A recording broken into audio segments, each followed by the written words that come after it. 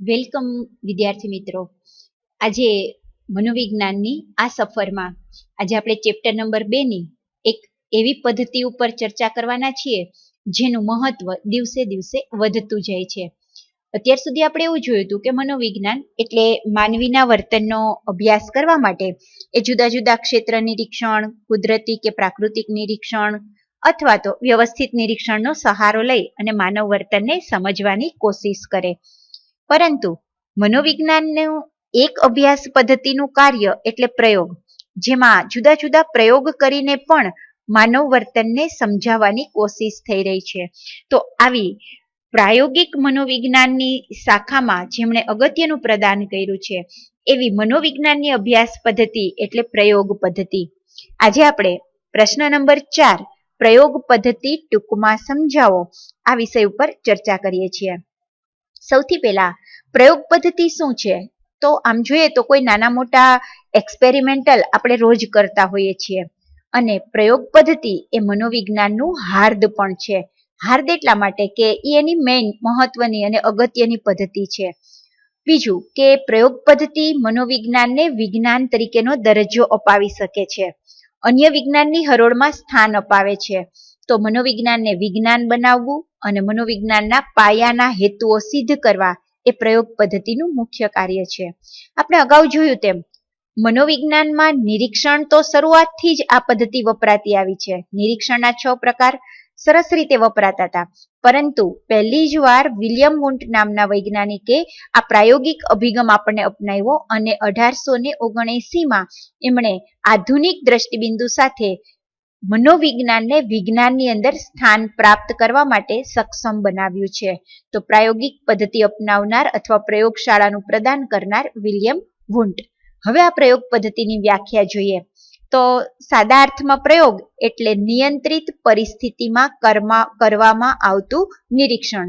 નિયંત્રિત પરિસ્થિતિ, જે પ્રયોગ કરનાર વિદ્વાન છે કે વૈજ્ઞાનિક છે એ પરિસ્થિતિને કંટ્રોલ કરે છે અને પછી એમાં માનવીનું વર્તન કે પ્રાણીના વર્તનનો અભ્યાસ કરે છે. તો આ થયો એનો અર્થ અને વ્યાખ્યા. ત્યાર પછી પ્રયોગ પદ્ધતિના લક્ષણો. આમ જોઈએ તો પ્રયોગ કરતા પ્રયોગ દરમિયાન જે પરિવર્ત્યનો અભ્યાસ કરવાનો હોય તે સિવાયના અન્ય તમામ પરિવર્ત્યો પર નિયંત્રણ રાખે છે.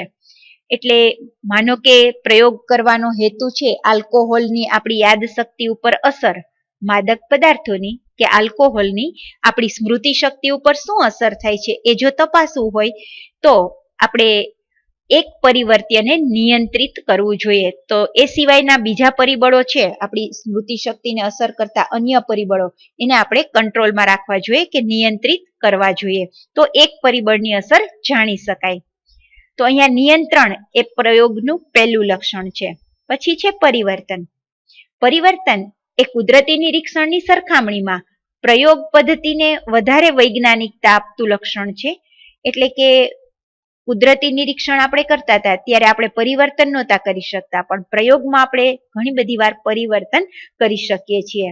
ઉપરાંત પ્રયોગ કરતા સ્વતંત્ર પરિવર્ત્યમાં 1 થી વધારે વખત પરિવર્તન પણ લાવી શકે છે. આપણા જ ઉદાહરણને આપણે ચાલુ રાખીએ તો આપણી સ્મૃતિ શક્તિ ઉપર આલ્કોહોલનું પ્રમાણ જો જાણવું હોય તો પેલા આલ્કોહોલ 50 ml આપવું, પછી 100 ml, પછી 150 ml, એમ આપણે આ પરિવર્ત્યમાં ફેરફાર કરીએ છીએ, પરિવર્તન લાવી અને એની શું અસર થાય તે જાણી શકીએ છીએ. ત્યાર પછી આવશે પ્રયોગનું ત્રીજું લક્ષણ એટલે પુનરાવર્તન. કોઈ પણ કુદરતી નિરીક્ષણ કરતા પ્રયોગશાળામાં જો તમે પ્રયોગ કરો તો આ પ્રયોગ બહુ વિશ્વસનીય ગણાય છે, કેમ કે એકનો એક પ્રયોગ વારે વારે કરવાની તક આપણને પ્રયોગશાળામાં જ મળે છે. નૈસર્ગિક પ્રયોગમાં પુનરાવર્તન શક્ય નથી અને એટલે જ એના જે પરિણામો છે એ ચકાસી શકાય નહીં. દાખલા તરીકે વરસાદમાં રમતા બાળકો એ નૈસર્ગિક નિરીક્ષણ હતું. હવે નૈસર્ગિક પ્રયોગમાં ફરીથી મારે ચકાસવું છે કે બાળકો શું રમતા હતા, તો ફરીથી વરસાદ લાવી શકાતો નથી, એટલે પુનરાવર્તનથી પરિણામ ચકાસી શકાય નહીં. પણ પ્રયોગમાં આ વસ્તુ શક્ય બને છે. આપણે કોઈ પણ બાળકો ઉપર પ્રયોગ કરીએ છીએ તો એ બાળકોને એકવાર પ્રયોગશાળામાં લઈ ગયા એમ બીજી વાર પણ લઈ જઈએ અને બીજી વાર એને પ્રયોગશાળામાં કેવો પરિવર્તન સાથે અથવા તો ખૂબ મોટા મ્યુઝિક સાથે એ કેવું રમે છે, સાવ શાંત વાતાવરણમાં કેવું રમે છે, આમ પરિસ્થિતિ બદલાવીને પુનરાવર્તન કરી શકાય છે અને એનો પરિણામ પણ જાણી શકાય છે. કોઈ પણ પરિસ્થિતિ બદલાય કે સમય બદલાય તો પરિવર્તન તો થાય જ છે અને એ પરિવર્તનનો અભ્યાસ પુનરાવર્તનને કારણે જ શક્ય બને છે. ચોથું લક્ષણ છે વસ્તુલક્ષિતા. આપણે પ્રયોગ દરમિયાન કોઈ પ્રયોગ કરતા વ્યક્તિ હોય કે નિરીક્ષક હોય એ પોતાની અંગત માન્યતા, મનોવલણ અને પૂર્વગ્રહ આ બધાને સાઈડમાં મૂકી અને એ વસ્તુલક્ષી નિરીક્ષણ કરે એ બહુ જરૂરી છે. અને પ્રયોગમાં પણ આવું જ બનશે કે કોઈ પણ પ્રયોગ કરનારો વ્યક્તિ એ પોતાની અંગત બાબતોને વચ્ચે લાવશે નહીં, તો એનું કાર્ય છે એ વસ્તુલક્ષી કાર્ય ગણાશે. આમ પ્રયોગ ટોટલ 4 લક્ષણો ધરાવે છે. પ્રયોગના 4 લક્ષણ પૂરા કર્યા પછી આપણે જોઈએ પરિવર્ત્ય. પરિવર્ત્ય કોને કહેવાય? તમારા માટે નવો શબ્દ છે, પણ પરિવર્ત્ય એટલે કોઈ પણ એક પરિસ્થિતિ અથવા કોઈ એવું પરિબળ કે ઘટના જેમાં આપણે પરિવર્તન કરી શકીએ છીએ. હવે પરિવર્ત્ય કેટલા પ્રકારના હોય? તો પ્રયોગની અંદર જેમાં આપણે ફેરફાર કરી શકીએ કે જેમાં પરિવર્તન કરી શકીએ એવા પરિવર્ત્યને કહેવાય સ્વતંત્ર પરિવર્ત્ય. પ્રયોગમાં જેની તમારે અસર તપાસવી છે એ પરિબળમાં તમે ધારો ત્યારે પ્રયોગ કરનારો વ્યક્તિ જરૂર પ્રમાણે ફેરફાર કરી શકે અને ફેરફાર કરવા માટે તે સ્વતંત્ર પરિવર્ત્ય કહેવાનું.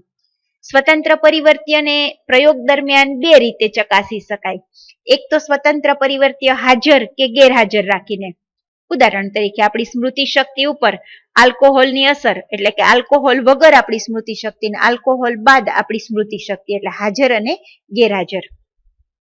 બીજા પ્રયોગમાં કરીએ તો એમ પણ કહેવાય કે બહુ ઘોંઘાટવાળા વાતાવરણમાં તમને શિક્ષણ આપીએ અને શાંત વાતાવરણમાં તમને શિક્ષણ આપીએ. આ 2 પરિવર્ત્યમાં શું ફેર? તો એકવાર ઘોંઘાટવાળા વાતાવરણમાં એકવાર શાંત વાતાવરણમાં કેમાં વધુ યાદ રહેશે? આ તપાસો તો હાજર અને ગેરહાજર. પછી બીજી માત્રામાં ફેરફાર કરીને કરીએ કે બહુ પક્ષીના ધીમા મ્યુઝિક સાથે, પક્ષીના સંગીત સાથે, પક્ષીના અવાજ સાથે બહુ નાનું શાસ્ત્રીય મ્યુઝિક વાગતું હોય ને તમે ભણો તો બહુ ડિસ્ટર્બ નથી કરતું, એની સારી અસર થાય છે. ધીમી માત્રા હોય તો એમાં તમારું શિક્ષણ કેવું થાય? પછી ખૂબ મોટા ડીજે કે માઇક વાગે ત્યારે તમારું શિક્ષણ કેવું થાય? આમ માત્રા વધારતી જવાની, ફેરફાર કરતા જવાના. આલ્કોહોલમાં પણ આવું થાય કે આપણી યાદશક્તિ ઉપર આલ્કોહોલની અસર જાણવી હોય તો એની માત્રા વધારવાની. હમણાં કીધું તો એમ 50 ml, 100 ml, 150 ml, 500 ml કેટલું તમારામાં દ્રવ્ય ગયું અને તમારા ઉપર એની શું અસર થઈ. તો આવી રીતે સ્વતંત્ર પરિવર્ત્યમાં ફેરફાર કરી શકાય છે. બીજા પરિવર્ત્યનું નામ છે આધારિત પરિવર્ત્ય. આ બહુ સીધી અસર છે કે પ્રયોગ દરમિયાન સ્વતંત્ર પરિવર્ત્યની સીધી અસર જેના ઉપર પડે એને આધારિત પરિવર્ત્ય કહેવાય. જેમ કે ઘોંઘાટની શિક્ષણ ઉપર હાનિકારક અસર પડી તો શિક્ષણ ઉપર પડેલી હાનિકારક અસર એ આધારિત પરિવર્ત્ય છે. બીજું આલ્કોહોલની આપણી યાદશક્તિ ઉપર અસર, તો જેમ આલ્કોહોલનું પ્રમાણ વધે એમ યાદશક્તિ ઘટે, તો યાદશક્તિ ઘટવી એ આધારિત પરિવર્ત્ય છે. તો આધારિત પરિવર્ત્યનું ઉદાહરણ જોયું. હવે નિયંત્રિત પરિવર્ત્ય. પ્રયોગ દરમિયાન તમારે જેમની સ્વતંત્ર પરિવર્ત્યની સીધી અસર ચકાસવા માટે અથવા સ્વતંત્ર પરિવર્ત્ય સિવાયના અન્ય જે પરિવર્ત્યો છે એ બધા આધારિત પરિવર્ત્ય પર જાણીએ અજાણીએ અસર કરતા હોય તો એવા પરિવર્ત્યને પ્રયોગ દરમિયાન પ્રયોગ કરનારો વ્યક્તિ નિયંત્રણમાં રાખે છે. એને નિયંત્રિત પરિવર્ત્ય કહેવાય. સામાન્ય રીતે એવું બને કે આપણા શિક્ષણ ઉપર આપણો વિષય, આપણો થાક, આપણી ઉંમર આ બધું અસર કરે, ખાલી ઘોંઘાટ નહીં. પણ જો તમારે ઘોંઘાટને જ જાણવો છે તો બાકીના પરિબળોને તમારે કંટ્રોલમાં રાખવા પડે કે નિયંત્રણમાં રાખવા પડે. એટલે કે તમારે જ્યારે ઘોંઘાટની શિક્ષણ ઉપર અસર તપાસવી છે ત્યારે શિક્ષણનો વિષય, શિક્ષણનું વાતાવરણ, ઉંમર, રસ રુચિ આ બધાને નિયંત્રિત કરવા પડે. તો અહીંયા આપણે 3 પરિવર્ત્ય જોયા: સ્વતંત્ર, આધારિત અને નિયંત્રિત. હવે જોઈએ એક ઉદાહરણ કે પ્રયોગ શું છે. તો અહીંયા એક પ્રયોગનું ઉદાહરણ આપ્યું છે થિયામીનની વ્યક્તિની બુદ્ધિ શક્તિ પર થતી અસર તપાસવા માટેનો પ્રયોગ. હવે થિયામીન નામનું કેમિકલ છે એ તમારી બુદ્ધિ શક્તિને શું અસર કરે? થિયામીનથી બુદ્ધિ વધે છે કે ઘટે છે? અને જો વધે છે તો કઈ કઈ બાબત બુદ્ધિને અસર કરે છે એ અન્ય પરિબળને પેલા સમતુલિત કરી લેવાના. જેમ કે ઉંમરની અસર બુદ્ધિ ઉપર થાય, નાની ઉંમરના કરતા મોટી ઉંમરની બુદ્ધિ પરિપક્વ હોય, અનુભવી હોય. શિક્ષણની અસર થાય, જાતિની અસર થાય, સમાજના આર્થિક સ્તરની અસર થાય. આ બધા પરિબળને પેલા સમતુલિત કરવાના અને પછી જ થિયામીનની અસર તમારી બુદ્ધિ ઉપર શું થાય એ જાણવાની. હવે પછીનો પોઈન્ટ છે પ્રયોગ પદ્ધતિ કેટલી લાભકારક અને એની કઈ કઈ મર્યાદા. તો લાભ અને મર્યાદા 3 માર્કમાં પૂછાતો પ્રશ્ન પણ છે, એટલે આપણે અહીંયાથી 3 માર્ક પણ ક્લિયર કરી લઈએ કે જો પ્રયોગ પદ્ધતિને લાભ અને મર્યાદા પૂછાય તો આપણે આ જ વસ્તુને ડિટેલમાં લખી શકીએ. જેમ કે પેલા પ્રયોગનો ટૂંકો અર્થ, એક વ્યાખ્યા, પ્રયોગના લક્ષણો, એના પરિવર્ત્યો, ખાલી ટાઇટલ, અને પછી સીધા એના લાભ. હવે લાભ 4 છે. શું ટાઇટલ આપીએ તો અહીંયા બતાવ્યા છે. પ્રયોગનો પહેલો લાભ એ છે કે એમાં નિયંત્રણ શક્ય છે અને નિયંત્રણ કરી શકાય એટલે સ્વતંત્ર પરિવર્ત્યની શુદ્ધ અસર પણ ચકાસી શકાય. તો નિયંત્રણ પણ કરી શકાય ને ચકાસણી પણ કરી શકાય. આ બેના પહેલા લાભ. બેને છૂટા પાડવો હોય તો પાડી શકાય. પ્રયોગમાં નિયંત્રણ કરી શકાય છે. જે બાબત જાણવી હોય એ સિવાયને અન્ય પરિબળ ઉપર નિયંત્રણ મૂકવું. પછી બીજું, પ્રયોગમાં પરિણામની ચકાસણી પણ કરી શકાય છે. એનો અર્થ એ થયો કે સ્વતંત્ર પરિવર્ત્યની શું અસર થઈ, શુદ્ધ અસર ચકાસી શકાય છે.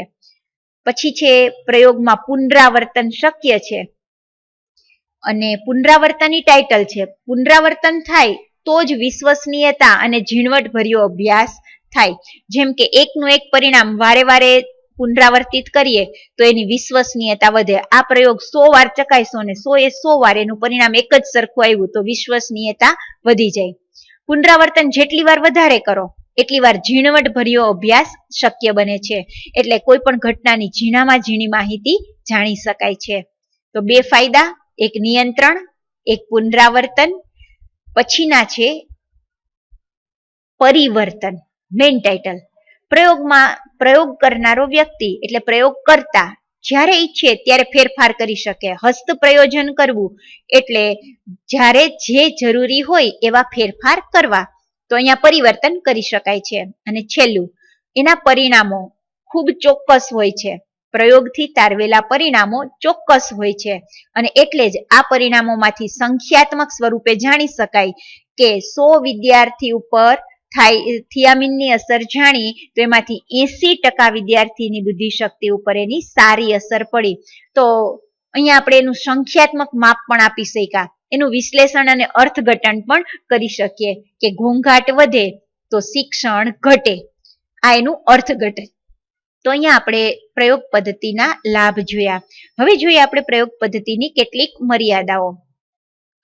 પ્રયોગ પદ્ધતિ છે એનો હેતુ જો ખબર પડી જાય કે સામેની વ્યક્તિ મારા ઉપર પ્રયોગ કરે છે તો જે પ્રયોગ પાત્ર હોય ને એના વર્તનમાં કૃત્રિમતા આવી જાય તો આપણો ટાઇટલ બનશે હેતુની જાણ થતા કાર્યમાં કૃત્રિમતા. હેતુની જાણ થતા કાર્યમાં કૃત્રિમતા. તો આ થઈ આપણે જે નેચરલ વર્તન જાણવું હતું એ ન જાણી શકાય. કંઈક ઔપચારિક, જેમ કે આપણે રોજિંદા જીવનમાં આપણા ઘરે જે રીતે વર્તન કરતા હોય એવું જ આપણે મહેમાનની હાજરીમાં નથી કરતા. મહેમાનની હાજરીમાં આપણું વર્તન કૃત્રિમ બની જાય છે. પછી બીજું ટાઇટલ, જીવંત માનવી કે પ્રાણી ઉપર પ્રયોગ કરવાનો હોય ત્યારે થોડોક સહકાર અને થોડાક વ્યવસ્થિત પ્રયોગ થાય એવી અપેક્ષા હોય. એટલે કહેવાનો મતલબ એવો છે કે નિર્જીવ વસ્તુ ઉપર જે રીતે પ્રયોગ કરી શકાય એવો સજીવ વ્યક્તિ ઉપર કરી શકાતો નથી. ત્યાં થોડા સહકારની જરૂરિયાત ઊભી થાય છે અને માનવી અને પ્રાણી હંમેશા કાયમી 24 કલાક સહકાર જ આપે અને વ્યવસ્થિત જ પ્રયોગ થાય એવું શક્ય નથી. તો અનિવાર્ય છે કે એ સહકાર આપે તો પ્રયોગ થાય. તો આ એની એક મર્યાદા બની. અને સૌથી છેલ્લી મર્યાદા કે ક્યારેક નૈતિક અને સામાજિક બાબતો બંધન કરતા બને છે.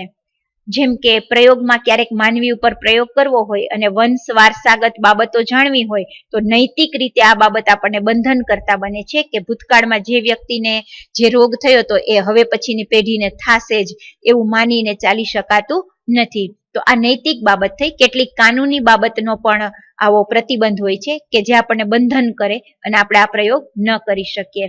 તો પ્રયોગની 3 મર્યાદા: એક કૃત્રિમતા, એક જીવંત માનવીનો સહકાર અને ત્રીજું નૈતિક બંધન. અહીંયા આપણે પ્રયોગ પદ્ધતિ ટૂંકમાં પૂરી કરીએ છીએ અને એ સાથે જ નમસ્કાર. Thank you very much.